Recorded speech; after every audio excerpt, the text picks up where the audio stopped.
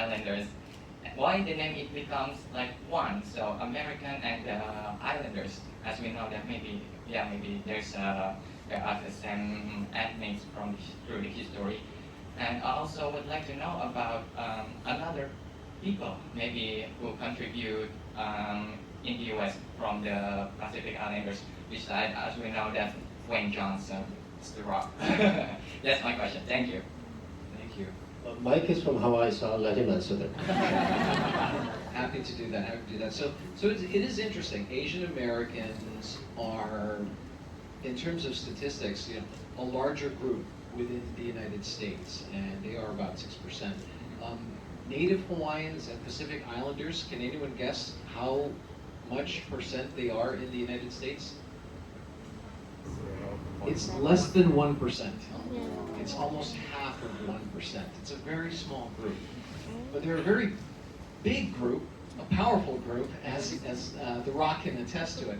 But in addition to that, there are Native Hawaiians where I grew up in Hawaii who have made incredible contributions, and particularly when it comes to preserving culture and demonstrating that the Hawaiian culture, the Pacific Islands culture, can contribute in many ways. One example is Dr. Sam. Is a good friend of mine who works in Hawaii, and he is a member of the Nature Conservancy who assists with preserving native Hawaiian species, indigenous species. But the way he does that is by demonstrating the connection between this tree and the stories of his ancestors, and this bird, and the stories of the people, and the importance that this piece of nature has with our identity and our culture. And it's a different way of thinking about environmental conservation that really blends that identity as a Native Hawaiian and a Pacific Islander. So that's just one example. But it's really, I think the more you see people like Dwayne "The Rock" Johnson, people like Jesse Sapolu, who was a San Diego Chargers football player when I was growing up, and others like Dr. Sam, doing great things, contributing to society, I think younger children see themselves reflected in those people, and they say, I can do that too. When someone sees Ambassador Kim as an ambassador, they think, I can do that too.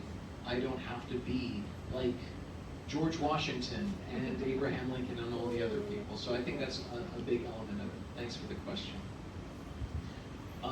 We'd like to maybe go over to another side of the audience if possible. I did see some hands. I see a number one right there. So why don't we give the questions to her? Okay. Hello. Before, I would like to say thank you for the opportunity. So I have a question here. Is there any opportunity or a program for young Indonesian student entrepreneurs for exporting to the US as a retail? And are there the things that I have to pay attention for regarding to this? That's it. Thank you. So let me get that question. In terms of going to the United States to gain experience for like exporting as a retail. Like we are student entrepreneur in Indonesia, and we want to go there for expanding our business. Okay. So I think there are two ways.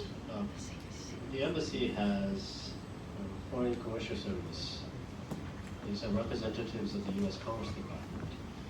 They might have some suggestions on how you might pursue your interest in exporting to the U.S. But the other more important source for you would be the Indonesian embassy in Washington, D.C. Because one of their main functions is to promote Indonesian exports to the U.S. And I know very capable representatives of Indonesia from the Foreign Ministry and from the Trade Ministry in Washington, and I'm sure they would be more than happy to give you suggestions on how you might pursue your interest in exporting to the United States. Great.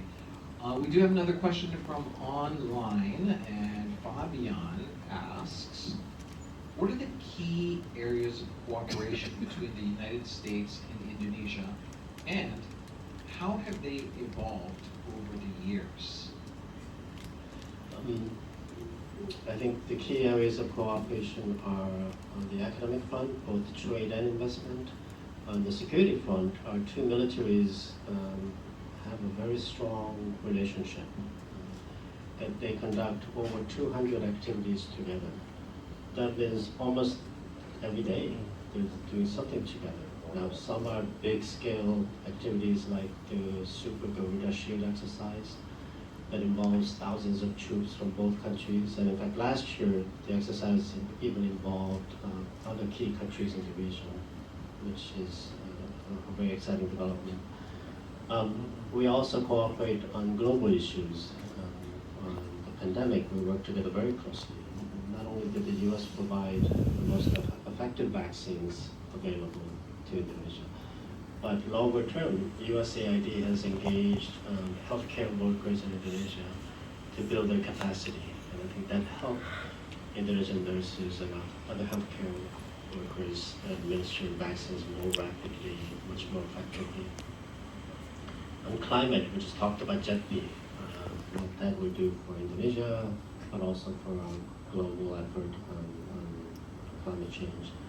So there are a number of areas where we're working together very closely. And I think in terms of how it has evolved is that, from my perspective, in almost every category, our relationship has gotten deeper and stronger. And I know that our leaders in Jakarta and Washington are determined, committed to make sure that we will continue to deepen our ties on all of these important aspects of cooperation.